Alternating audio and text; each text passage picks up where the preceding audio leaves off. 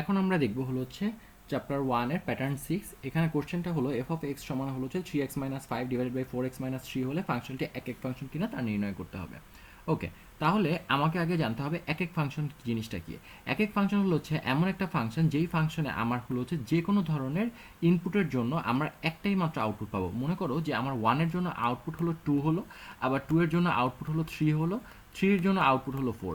কিন্তু দেখো এখানে কিন্তু আউটপুট হলো 3, ইনপুট কিন্তু সেম না। ইনপুট আর আউটপুট কিন্তু আলাদা আলাদা, ডিফারেন্ট। তাহলে 3 এর জন্য আমরা একটাই আউটপুট পাচ্ছি, এই জন্য এরা হলো হচ্ছে এক এক ফাংশন। আবার ধরো হলো হচ্ছে কোনো একটা জায়গায় তুমি 2 ইনপুট দিলা, কিন্তু সেখানে তুমি আউটপুট একবার 4 পাচ্ছ, আরেকবার বসালে তুমি পাচ্ছ হলো হচ্ছে -2, ঠিক আছে? এমন কোনো একটা পাচ্ছ। তাহলে এই যে একটা ইনপুটের জন্য আমরা দুইটা আউটপুট পাচ্ছি, এর জন্য এটা কিন্তু এক এক ফাংশন হবে না। তো আমরা যদি একটা ফাংশন দেখি যে এক্স স্কোয়ারের ফাংশন, তো এক্স স্কোয়ারের ফাংশনে তুমি যদি খেয়াল করে দেখো যে আমি যদি ধরো হলো হচ্ছে +2 বসাই, তাহলে কিন্তু আমার আউটপুট কত আসতেছে? 4। আমি যদি -2 বসাই, তাহলেও কিন্তু আমার আউটপুট 4ই আসতেছে। তাহলে এই যে এটা কিন্তু এক এক ফাংশন হলো না। কেন? কারণ আমার দুইটা ইনপুটের জন্য আমার আউটপুট কিন্তু সেম হয়ে যাচ্ছে, সেই কারণে আমার এটা এক এক ফাংশন হবে না। ওকে, তাহলে আমরা ম্যাথটা শুরু করি। প্রথমে হলো হচ্ছে ফাংশনটা লিখে ফেলি। F of x is equals two আমার হলো হচ্ছে 3x - 5 ডিভাইডেড বাই 4x - 3। ওকে, তাহলে এখন লিখবো যে মনে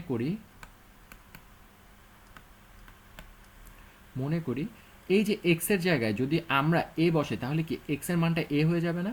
তাহলে আমরা লিখতে পারি না যে f অফ a সমান হলো হচ্ছে 3a - 5 ডিভাইডেড বাই 4a - 3। আবার f অফ b সমান হলো হচ্ছে 3b - 5 ডিভাইডেড বাই 4b - 3। ওকে, তাহলে এখন আমাদের একটা লাইন লিখতে হবে, সেটা হলো হচ্ছে f অফ x ফাংশনটি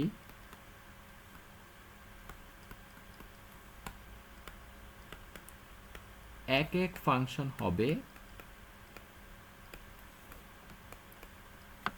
যদি এবং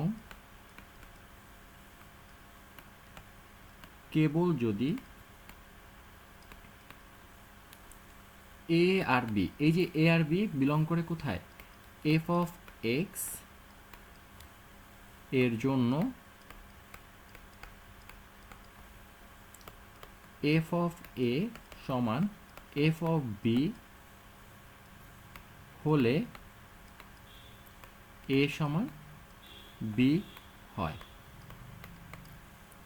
ওকে, তাহলে এখন আমরা এই যে এই লাইনটা কিন্তু আমাকে মুখস্থ করে ফেলতে হবে, ঠিক আছে? এই লাইনটা যদি আমি মুখস্থ করতে না পারি, তাহলে কিন্তু আমার এই ম্যাথে আসলে করে লাভ নেই, কারণ তোমাকে এই লাইনটা লেখার জন্য অনেকখানি নাম্বার এটার উপর ডিপেন্ড করে, ঠিক আছে?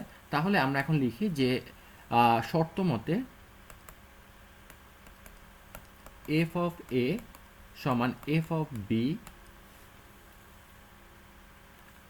তাহলে আমরা লিখতে পারি যে হলো হচ্ছে 3a মাইনাস হলো হচ্ছে 3a - 5 এর এফ অফ এর ভ্যালু 3a - 5 আর হলো হচ্ছে 4a - 3 is equals to 3b - 5 divided by 4b - 3।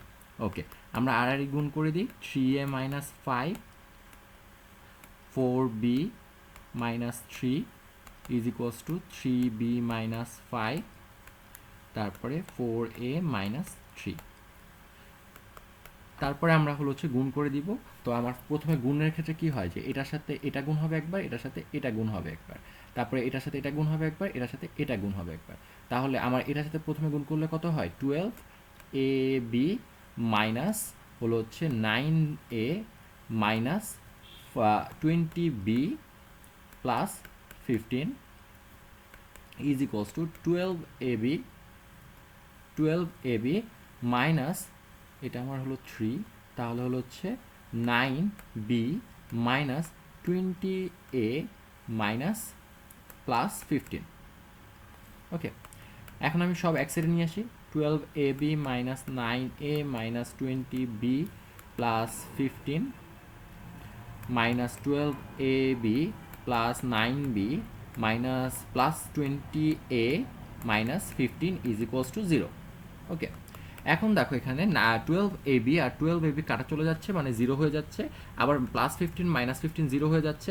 এখানে তাহলে আমরা ক্যালকুলেট করবো কি -9a আর +20a মিলে হয়ে যাবে 11a, আর এখানে -20b +9b মিলে হবে -11b ইজ ইকুয়ালস টু 0।